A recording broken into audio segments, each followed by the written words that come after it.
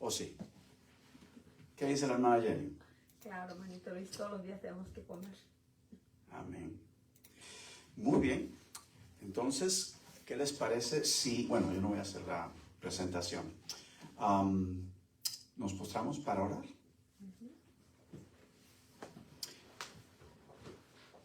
Oremos. Amado Padre que estás en el cielo, te damos gracias, Señor, por lo bueno que eres para con nosotros. Amén. Por tu gran amor y misericordia, por tu bondad, tu paciencia y tu consideración. Señor, tú viniste a ser como uno de nosotros. Caminaste en nuestros caminos. Andaste en nuestro pellejo. Sabes lo que es ser humano. Entiendes nuestras debilidades y nos amas y tienes misericordia de nosotros. Padre, te agradecemos por tu intercesión, porque aunque no lo merecemos, tú nos haces justos delante de nuestro Padre Celestial. Señor, te pedimos que en este momento nos des de ese don que nos has prometido de tu Santo Espíritu, para que podamos entender, comprender la palabra que nos tienes para este día. Que podamos alimentarnos y saciarnos y ser edificados en ti. Esto lo pedimos en el nombre de Jesús.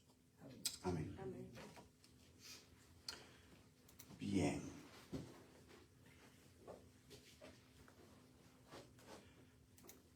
Me acompañan a Mateo 24. En Mateo 24, ¿qué se encuentra?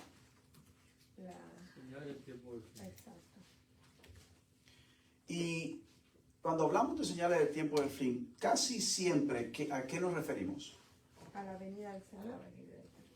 Las señales antes de la venida. Señales antes de la venida. ¿Quién dio esas señales? Jesús. Jesús mismo. Él las habló, las comunicó y quedaron escritas para nuestra instrucción, que 2000 años más tarde tenemos la facilidad de abrir nuestras Biblias y de oír o leer esas mismas palabras. Yo tengo un hermano, somos 7, y estaba hablando con él el otro día. Típicamente hablamos cada vez que nos vemos. Él no vive cerca, estaba visitando a mi padre. Y estábamos hablando acerca de la palabra de Dios. Y él es de aquellos que piensan, como muchas personas, porque han estudiado y han investigado, de que la Biblia fue o ha sido cambiada múltiples, miles de veces. De que las traducciones no se pueden validar. No sabemos cuál es el mensaje original. Entonces, por ende, no podemos confiar en la Biblia. Si tuviéramos ese pensamiento, muchos de nosotros no estaríamos aquí. Pero yo les digo en esta mañana, hermanos, la Biblia sí se puede confiar. Amén. La pregunta que le hice, que no me pudo contestar, es: ¿quién es más grande, Dios o el hombre? Y la palabra de Dios fue la que quedó escrita. Es la misma palabra que dijo: sea la luz. ¿Ustedes están viendo luz alrededor? Sepárense las aguas de las aguas. Ustedes ven las nubes, la lluvia. Aparezca la tierra seca. Estamos en tierra firme en este momento. Son realidades que fueron hechas, construidas, vinieron a ser y existir por la palabra de Dios, porque la palabra de Dios tiene poder. Evidencia, hermano. Amén. Y son evidencias autónomas, o sea, self-evident.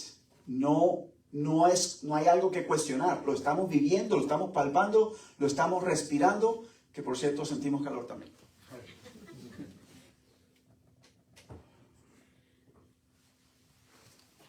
la hermanita Jenny se le olvidó prender el aire acondicionado.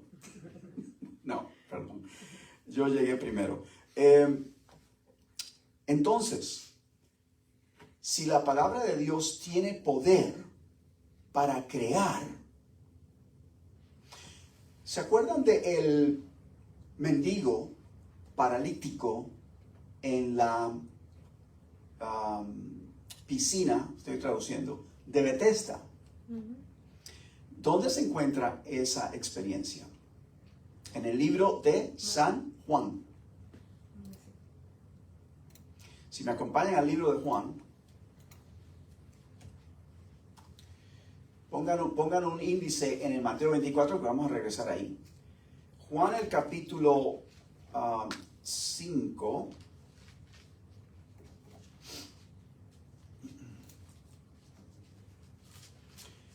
Comenzando el versículo 1 en adelante, ahí van a ver hasta el versículo 18, van a ver la experiencia del paralítico de Bethesda. Y este paralítico estaba ahí por ¿cuánto tiempo? 38. Mucho tiempo. Tenía mucho tiempo. Y porque esto lo estudiado en una escuela sabática. Sí, 38 años. Entonces, 38 años es una vida. En la Biblia se separan las generaciones por 40 años. Cada 40 años una generación. 38 años es casi 40 años. Casi una vida entera, ¿no? Y él estaba ahí. Esa mañana me imagino que él no se imaginó, porque él estaba acostumbrado. Él hacía lo mismo por todo ese lapso. Iba y pedía, pero se quedaba tratando de ver si podía llegar, pero no podía porque entraba antes que él. Porque se creía que un ángel movía las aguas, entonces eso era lo que los sanaba. Y él no podía experimentar, tener esa experiencia, porque no tenía la forma de hacerlo. Le era imposible llegar al agua a tiempo, según pensaban. Entonces, Jesús llega a la piscina de Bethesda, al estanque, y le dice, y lo mira. Miren lo que dice el versículo, vamos a ver, el versículo 5. Había allí un hombre que hacía 38 años que estaba enfermo. Cuando Jesús lo vio acostado y supo que llevaba ya mucho tiempo así, no se nos dice cómo Jesús supo, pero me imagino que el Espíritu Santo se lo habrá dicho. Porque de los que estaban ahí, ¿quién va a saber? Probablemente alguien que estaba 50 años o 40, la única forma. Pero es bien específico. Y dice, Jesús le pregunta, ¿quieres ser sano? ¿Quieres ser sano? ¿Quieres ser sano? ¿Qué pregunta es esa? Por eso estaba ahí, porque quería ser sano. Y él le responde, Señor, no tengo quien me meta al estanque cuando se agita el agua. Y entre tanto que yo voy, otro desciende antes que yo. Él no tenía la forma de llegar a lo que él anhelaba, que él creía que iba a sanarle. Y él era algo que él veía imposible.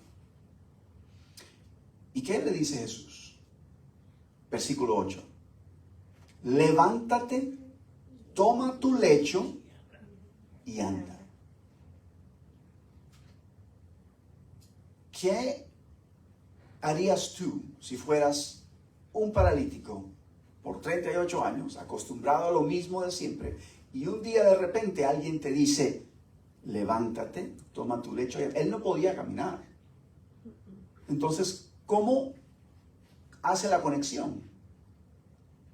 ¿Qué tuvo que haber sucedido para que este paralítico pudiera levantarse? Pero el mensaje, la historia no nos dice que era fe. Creyó en esa palabra. Hermano.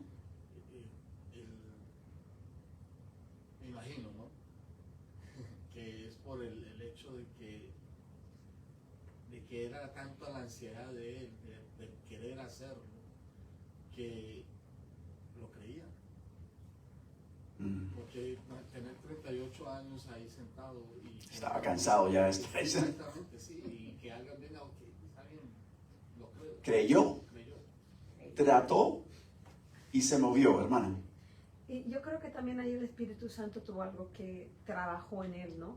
Porque imagínense, llega una persona extraña, tal vez él no había conocido, oído hablar de Jesús, pero llega, lo mira, ¿y qué es lo que te hace? ¿Qué dice que es la labor del Espíritu Santo? Te convence de pecado, tiene muchas actividades. El Espíritu Santo puso la mirada en él, lo ayudó a poner la mirada en él, y él confió en él, no dudó en ningún momento, porque dice que se levantó, no dijo, ay, bueno, ¿cómo voy a hacerlo si no puedo?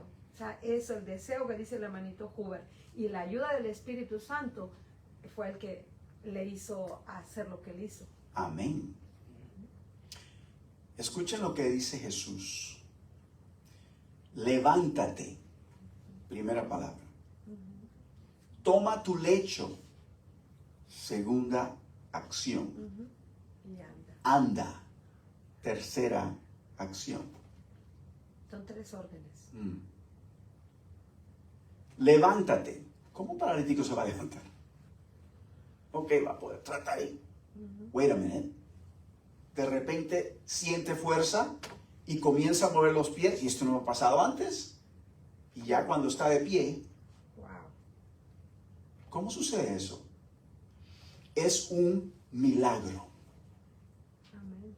Y la razón por la cual estamos estudiando esto esta mañana es porque solamente un milagro nos va a salvar. Nos va a cambiar la mente.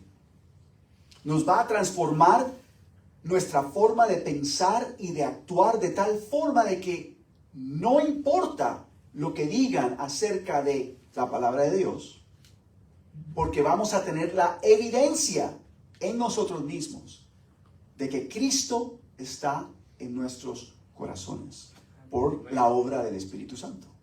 Pero vuelvo y repito, es un milagro. ¿Quién hace los milagros? ¿Los hago yo?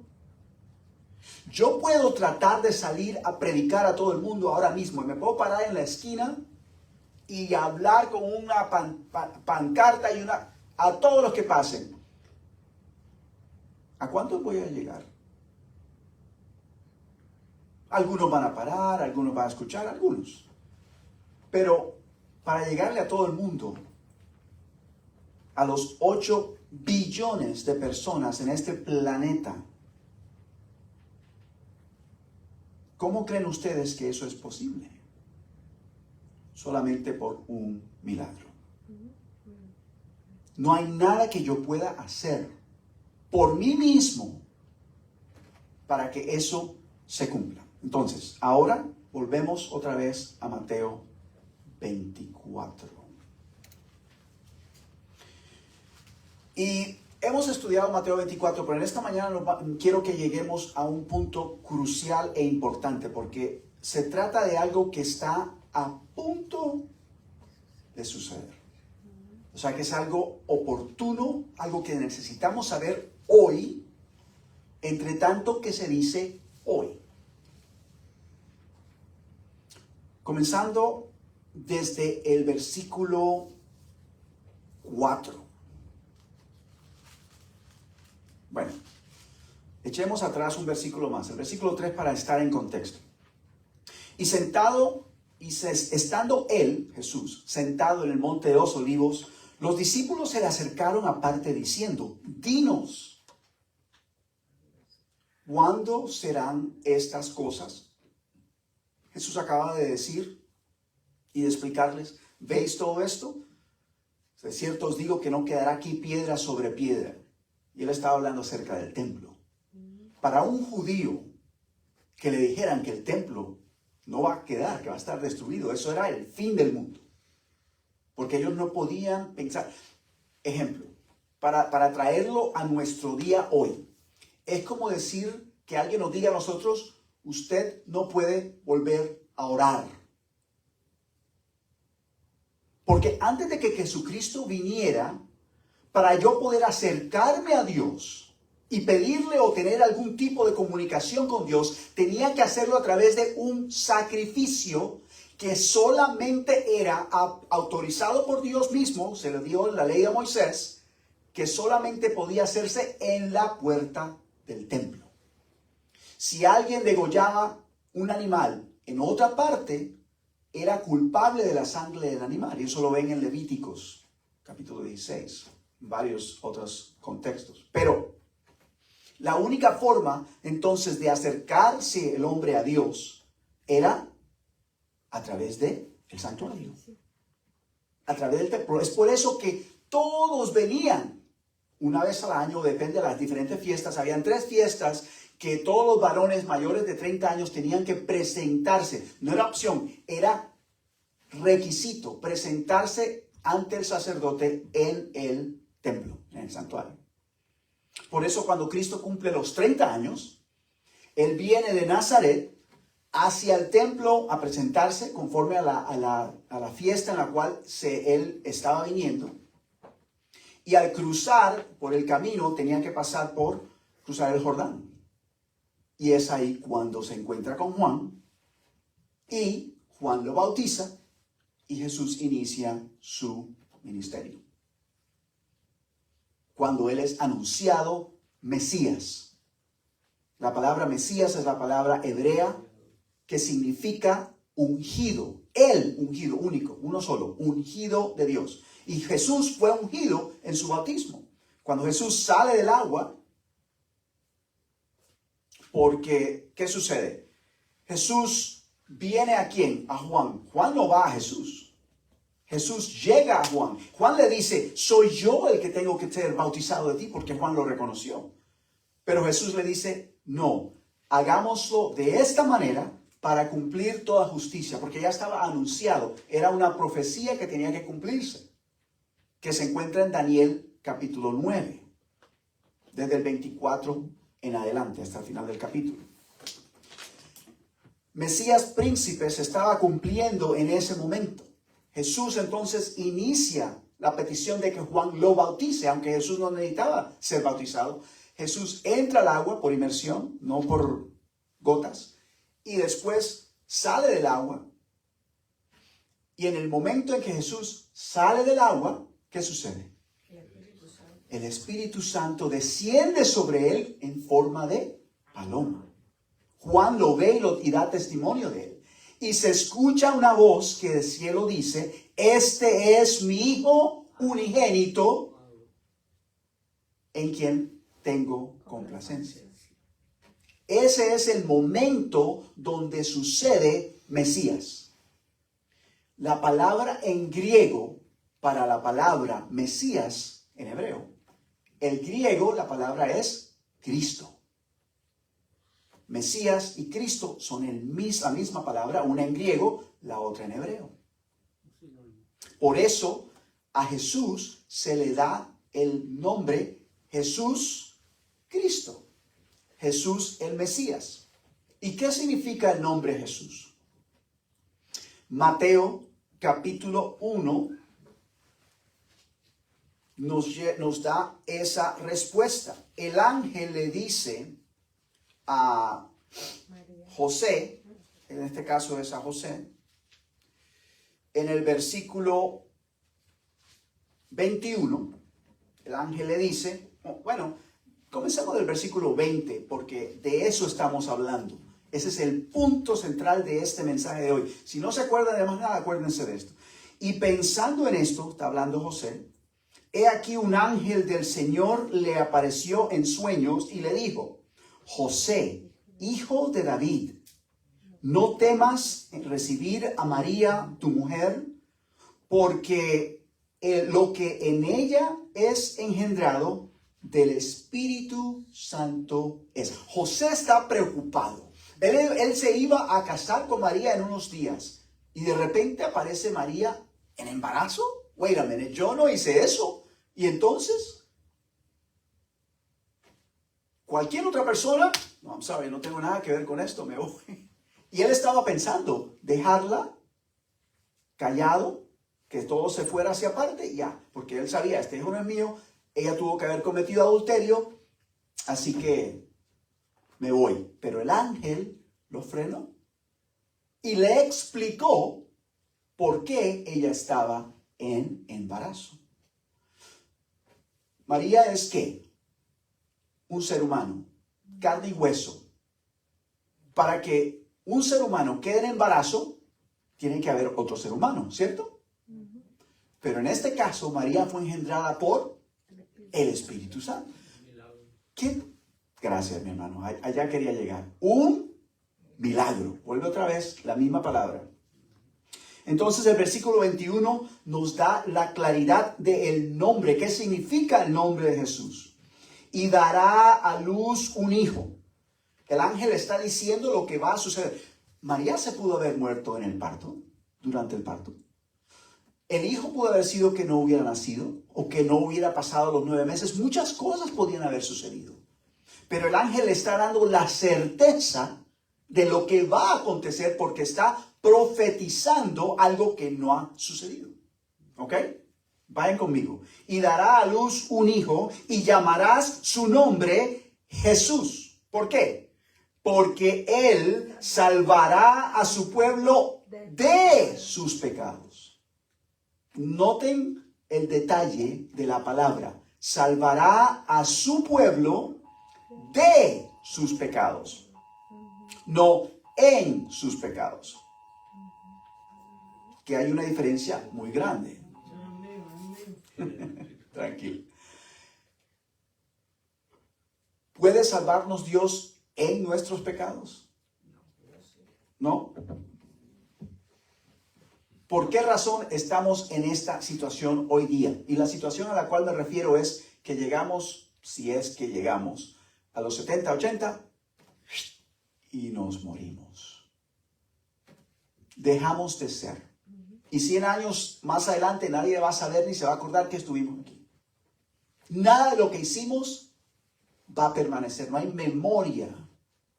Porque, ¿se acuerdan ustedes de aquellos que estuvieron miles de años atrás? ¿Saben quiénes son? ¿Ni qué hicieron? Si eran buenos, si eran malos, no sabemos. No estuvimos ahí. No somos testigos de ello. En este caso, la palabra nos está dando más luz. Ok, volvamos entonces otra vez a Mateo 24. Y sentado en el monte de los olivos, los discípulos se le acercaron aparte diciendo, dinos cuándo serán estas cosas. Y la segunda pregunta, ¿qué señal habrá de tu venida? Y la tercera pregunta, y del fin del siglo, o del fin del tiempo. Versículo 4, respondiendo Jesús les dijo. ¿Qué es lo primero que Jesús le dice a los discípulos antes de responderles la pregunta? Mirad que nadie os engañe. Wow, eso está... ¿Por qué? Porque Jesús sabía que iba a venir engaño. Y nos está previniendo, nos está diciendo antes para que sepamos. Mire lo que dice. Y oiréis, porque vendrán muchos en mi nombre. Versículo 5. ¿Vendrán muchos en qué? En mi nombre. Les pregunto, ¿ustedes van a otras personas en el nombre de Cristo? ¿Sí o no? No, sí. Sí. ¿Por qué? ¿Cómo hacemos eso? Para bendecir a una persona en nombre de Cristo, porque es el nombre que nosotros usamos para llegar a Dios. ¿Qué nombre usamos? ¿Cómo nos llamamos? Cristianos. Porque somos enviados de Cristo. ¿Cuál es la queja que muchas personas afuera en el mundo tienen acerca de los cristianos? Que a causa de los cristianos es que ocurren todas las maldades en el mundo. Y podemos decir que es mentira. ¿Qué tal de aquellos que estafan y roban en el nombre de Dios? Ya Jesús nos había dicho a través de Pablo que iba a suceder, que iban a ser mercadería de nosotros. De nosotros diciendo de aquellos que iban a creer. hay una iglesia popular que vendía la llegada al cielo. ¿Se acuerdan de eso? Se llaman las indulgencias. Tú podías, si tu pariente está muerto y tú quisieras que él fuera al cielo, tienes que trabajar y pagar. Y entonces eso aseguraba que él llegaba al cielo. Sí, pero eso es para las personas que no... Pero ellos usaron eso como negocio, el nombre de mercadería, usando el nombre de Dios. 10.000 personas. Ujú. Entonces, Jesús nos los dijo desde ese tiempo. Porque muchos vendrán en mi nombre diciendo, yo soy el Cristo. Y a muchos engañarán. Engaño. ¿Okay? Primera señal. Y oiréis de guerras y rumores de guerras. Interesante. ¿En qué estamos ahora? En guerra. ¿Y cuántos rumores de guerras existen? Mirad, y esto es muy importante esta parte del versículo, que no os turbéis. ¿Qué significa la palabra turba o turbarse? No se pongan tristes, no se No se preocupen. Preocupado. ¿Y por qué hemos de preocuparnos? ¿Por qué será que la guerra nos puede preocupar? Tal vez a nosotros no, porque no hay guerra en medio nuestro. Pero el momento que comience, y les aviso, ya viene, ahí nos vamos a preocupar. ¿Por qué? Porque tenemos temor por nuestra vida. nuestra familia. Más allá nuestros hijos. Él nos está diciendo que no nos preocupemos. Ni por el hijo, ni por la hija, ni por mí. No os preocupéis, no os turbéis. Porque es necesario que todo esto acontezca. Tiene que pasar, va a pasar. Jesús nos está avisando lo que va a suceder, querámoslo o no. Va a suceder. Créalo o no lo crean. Pero aún, correcto, créanlo o no lo crean, va a acontecer. Pero aún no es el fin. Ese no va a ser el fin. Así no va a terminar la raza humana. Versículo 7, porque se levantará nación contra nación y reino contra reino. Habrá pestes, ¿qué es el COVID? Hambres. Eso sucede todo el día en África. Por las guerras que ocurren en África ¿cómo se llama esto? Genocidio. Terremotos en diferentes lugares. Y eso lo vemos constantemente. Ya estamos hasta acostumbrados, ni le paramos bola. Y todo esto será principio de dolores. ¿Por qué dice Jesús principio de dolores? Jesús hace un ejemplo, una alusión. ¿Esa palabra existe en español? Sí. Okay, gracias. Gracias, Luis. Está haciendo una alusión al proceso natural por el cual el ser humano, en este caso la mujer, da a luz. Cuando la mujer está en embarazo y está a punto de dar a luz, comienzan los dolores suavecito y muy lentamente de vez en cuando, después comienzan más rápidamente y comienzan en intensidad, en frecuencia y en duración, ¿no? Y después más fuerte y después viene Y después viene el nacimiento. la felicidad.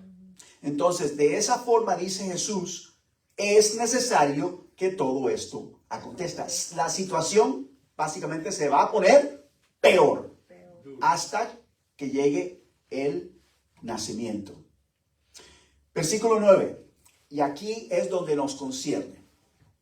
Este es el punto y por lo cual Jesús dice, no os preocupéis. Entonces os entregarán a tribulación y os matarán. Cuando nuestras vidas están en peligro, o la de nuestros hijos, nos preocupamos. Y aquí Jesús nos está diciendo, nos está avisando, os matarán. No decir, probablemente os matarán, o puede ser que os maten. No, los van a matar. Van a morir, muchos van a morir. Y os entregarán unos a otros. Y unos a otros se aborrecerán.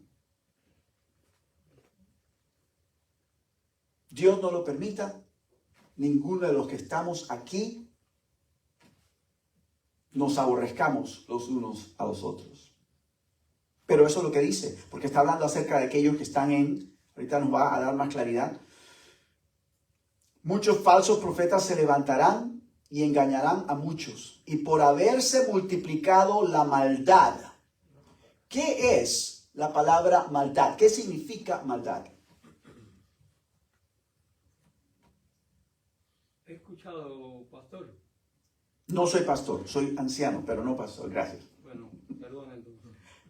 Que en el original dice que por haberse quebrantado la ley de Dios, el amor de muchos se enfriará. La traducción en inglés dice, because lawlessness shall increase. La experiencia o la vida sin ley.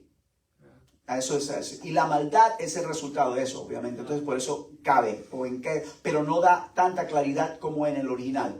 En el original, la palabra da a entender que es una continuidad sin ley. Continuidad sin ley.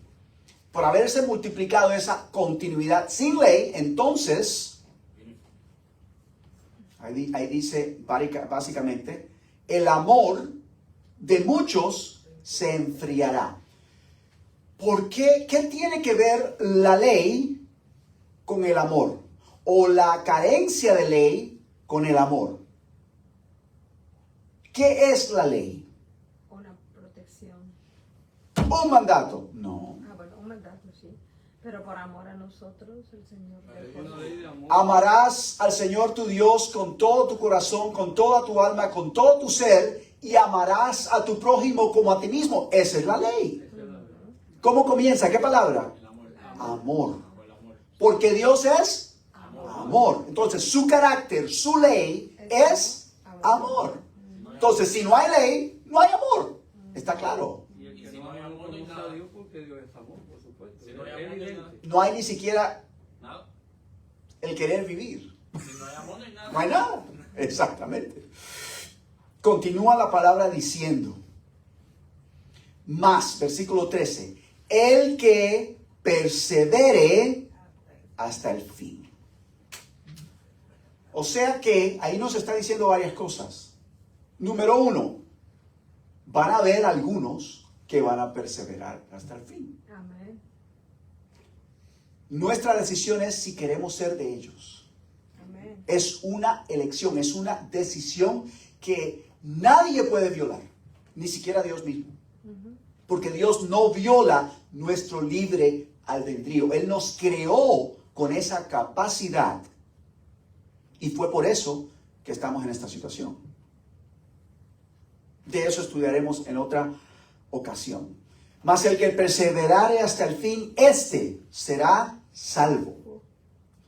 Versículo 14, hermanita Jenny, este es para usted. Y será predicado este evangelio del... ¿Cuál evangelio? El Rey. ¿Cualquier evangelio? Este, ¿Aquel evangelio? Un evangelio.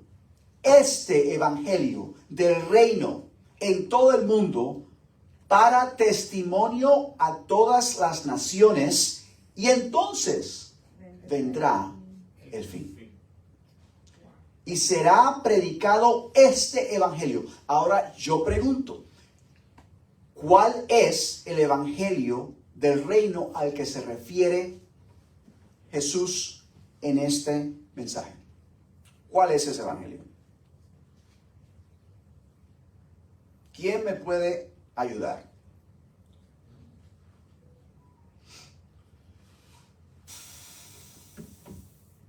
¿Qué creen ustedes? Ok, vamos a dejar que la misma Biblia, aquella que muchos no confían, nos diga cuál es el evangelio. Vamos a Mateo. El capítulo, ya les digo.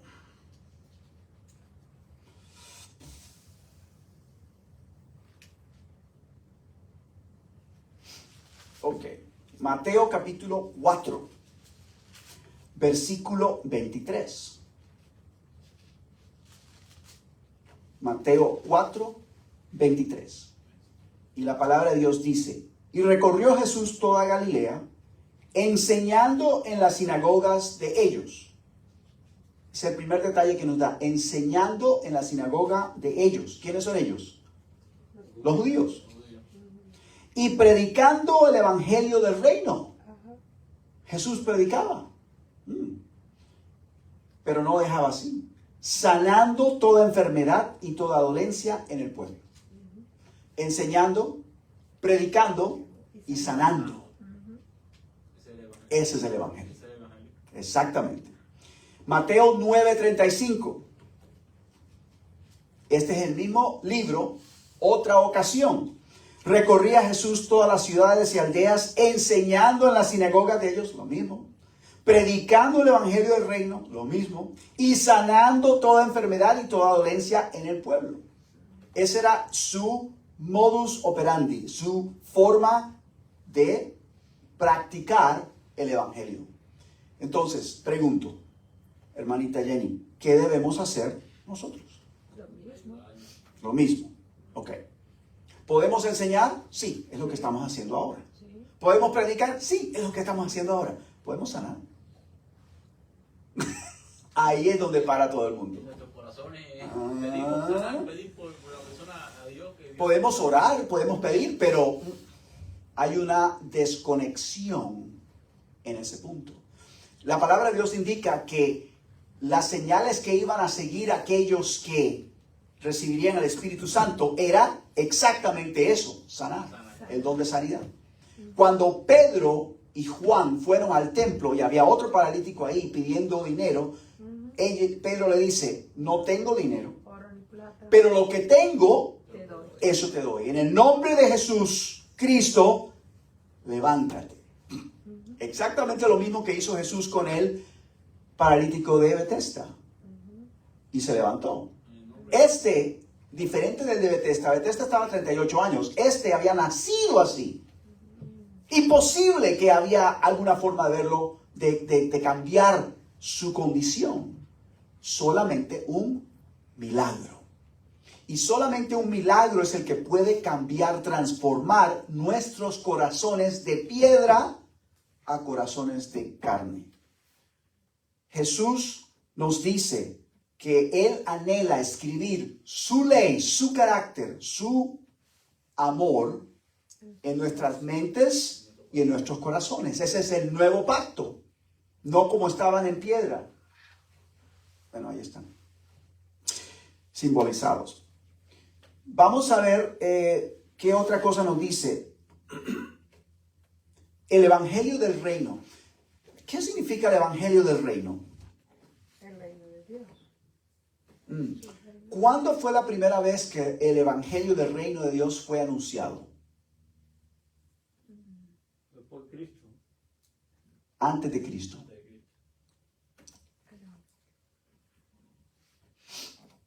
Trick question. Vamos a Daniel 7. Y vamos a donde dice el versículo.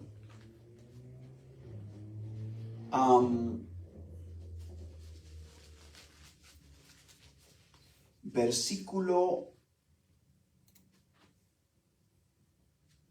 19. Entonces tuve deseo de saber la verdad acerca de la cuarta bestia, que era tan diferente de todas las otras, espantosa en gran manera, que tenía dientes de hierro, uñas de bronce, que devoraba y desmenuzaba, y las sobras o el resto o el remanente hollaba con sus pies. Asimismo, acerca de los 10 cuernos que tenía en su cabeza, y el otro que había salido delante del cual habían caído 3. Está resumiendo lo que acaba de ver en el sueño Daniel. Y este mismo cuerno tenía ojos y boca, que hablaba grandes cosas y parecía más grande que sus compañeros. Y veía que este cuerno hacía guerra contra los santos y los vencía. Por eso Jesús dice, van a morir. Hasta, pero no fue todo el tiempo, no fue eternamente, es un tiempo determinado. Hasta que vino el anciano de días y se hizo juicio a los santos del Altísimo, o sea que se vindicó la situación la cual ellos habían padecido, el martirio, y llegó el tiempo, un tiempo determinado, ya específico, y los santos recibieron el reino. el Evangelio del Reino está hablando acerca de cómo el ser humano, la raza humana, va a volver a tener el dominio de este planeta, porque hoy no lo tenemos. Hoy lo que domina este planeta es la muerte y Satanás a través de ella. Porque en el momento en que Adán y Eva decidieron con su libre albedrío desobedecer a Dios y obedecer a Satanás, se unieron a él. Y a causa de ese error, Dios les impidió que tuvieran acceso al árbol de la vida. Porque Adán y Eva nunca fueron creados para vivir eternamente de por sí mismos. Siempre dependían del árbol de la vida para vivir eternamente. El árbol de la vida, si van a Génesis, se van a encontrar que está al lado del árbol del bien y el mal. Ahí mismo, en el centro del huerto.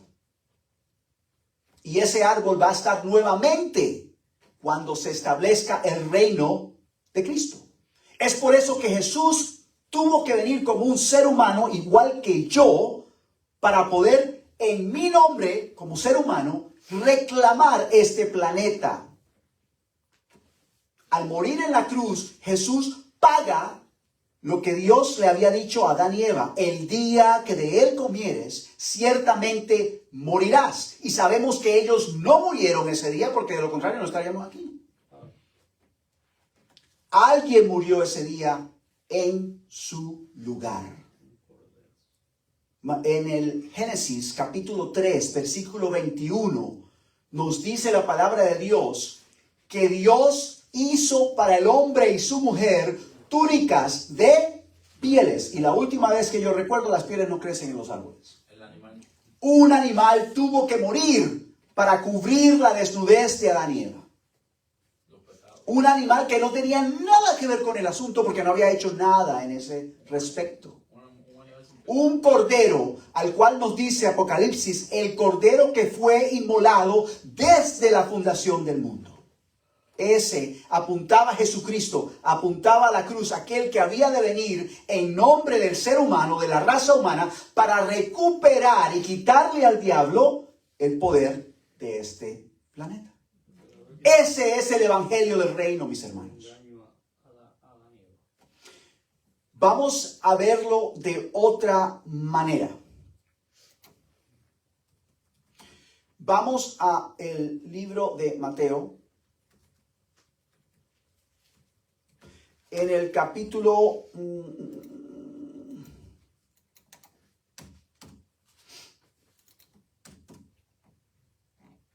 Mateo capítulo 13, no, perdón, Mateo 8.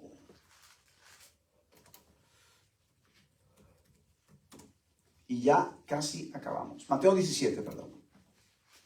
Vamos a Mateo comenzando desde capítulo 16. Capítulo 16, versículo 28. Sí. Dice aquí, en el versículo 28, Él les está anunciando a ellos acerca de lo que iba a acontecer. Les estaba diciendo a los discípulos acerca de su muerte. Porque Jesús no los dejó ignorantes. Simplemente los discípulos, por causa de su pensamiento que había sido transformado por la cultura griega. Esa es la realidad. Estaban acostumbrados, habían comenzado a mezclar las realidades, la palabra de Dios con lo que ellos pasaban alrededor de ellos, el mundo, por así decirlo. Por eso dice Juan, no améis al mundo ni las cosas que están en el mundo. Está hablando exactamente acerca de eso, la forma, la idiosincrasia, la forma de pensar. Ellos por eso no entendían. Recuerdan que los discípulos junto con el resto del pueblo querían poner a Jesús como rey para que él tumbara a los romanos y les diera a ellos libertad y ellos estuvieran entonces en el poder. Tuvieran ellos el imperio, mejor dicho, por así decirlo. Pero Dios no vino, Jesús no vino para eso. Jesús vino para salvar al mundo entero, no solamente a los judíos. La batalla que Jesús tenía era contra Satanás, no contra los romanos, aunque los romanos estaban representando a Satanás. Pero Jesús iba más allá.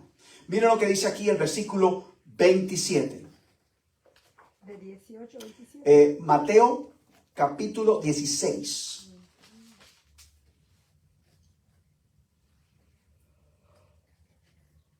dice lo siguiente: porque el Hijo del Hombre vendrá en gloria, la gloria de su Padre con sus ángeles. Está hablando acerca de su segunda venida.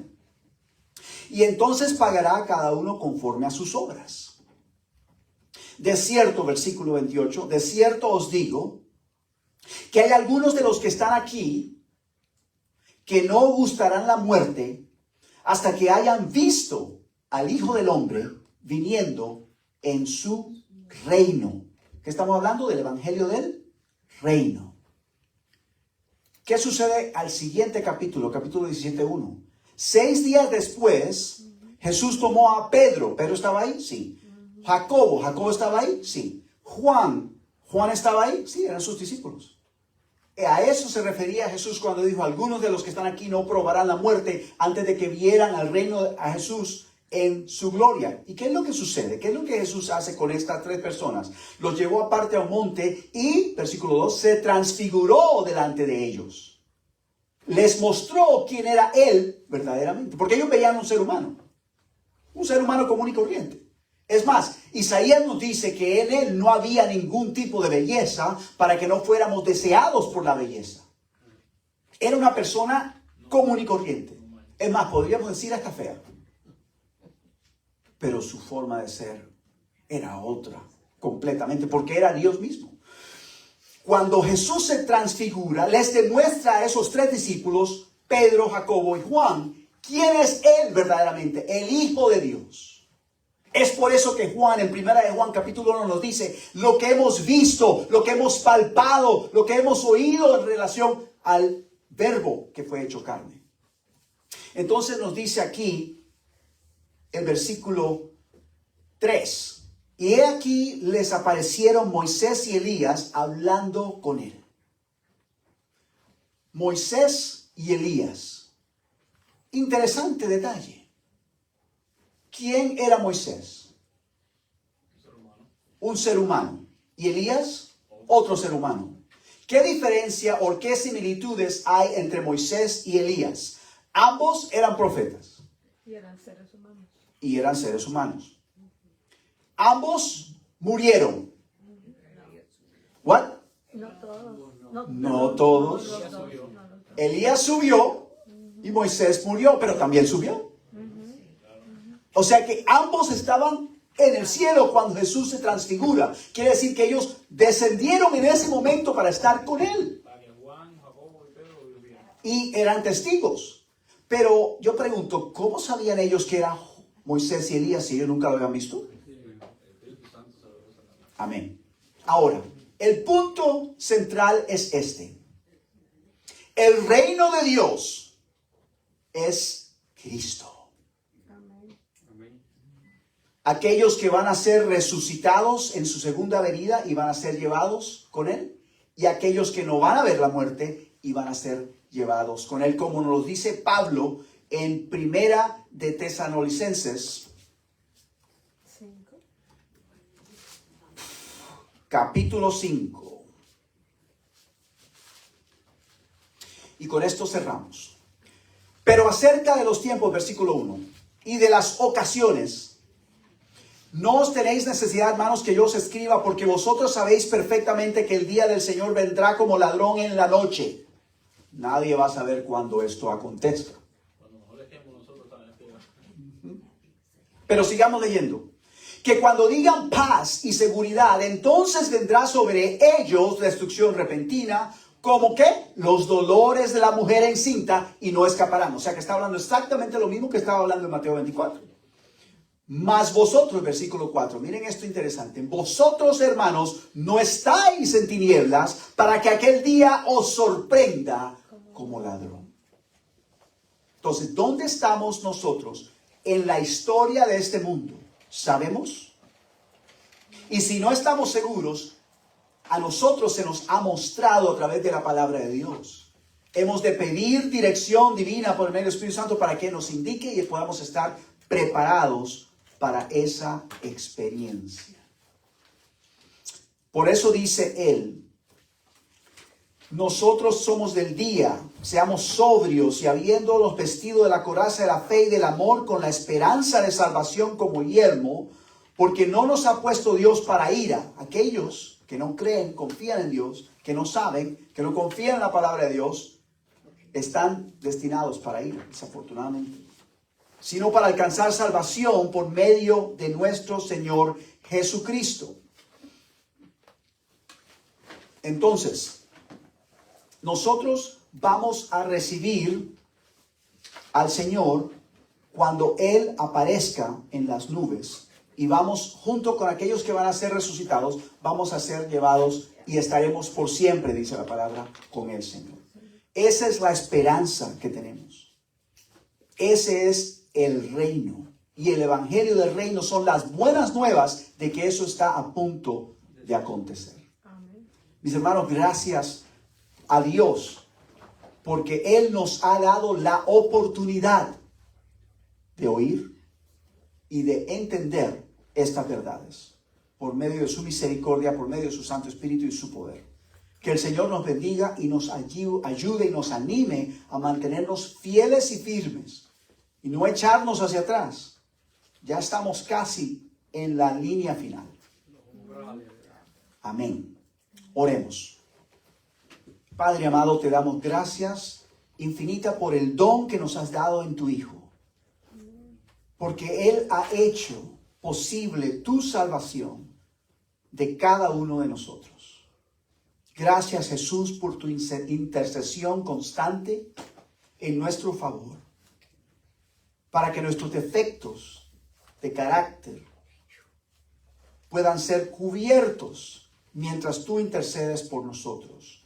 Ayúdanos, Señor, a permitir a tu Santo Espíritu que nos podamos ser transformados conforme a tu imagen y semejanza, para que cuando dejes de interceder podamos estar firmes y en pie en aquel día cuando te recibamos, cuando vengas en gloria y majestad. Te esperamos, Señor. Ven, Señor Cristo. Lo pedimos, Jesús, en tu nombre. Amén. Un feliz sábado.